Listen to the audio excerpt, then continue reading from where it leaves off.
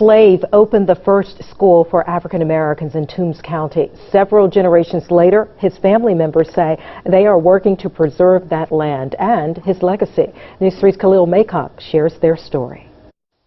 The great-grandson of that former slave tells me working to preserve this 10 acres of land will allow his great-grandfather's story to live on for future generations. This property was once owned by a former slave.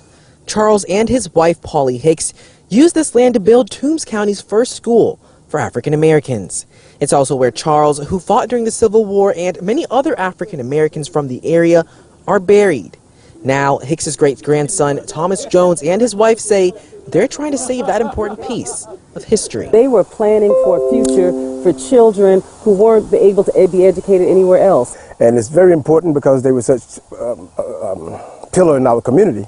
They've done some wonderful things to include the school that Laurel just mentioned, and we think that it would just be a tragedy if we didn't preserve that. The Joneses hope that they can help turn this land into a historic site that would honor their ancestors' lifelong devotion to the community. We want to have it registered with the National Registry as well as Georgia Registry.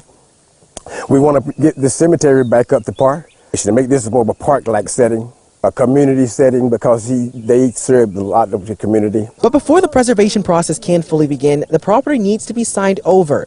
Jones says since the land was passed down from generation to generation, without a will, all of Hicks' heirs have to sign off on transferring over the land.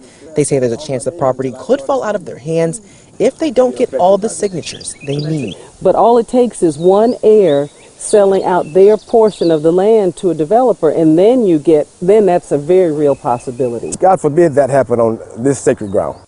The Joneses are hoping to get the signatures they need in the near future. In Lyons, Khalil Maycock, WSAV, News 3.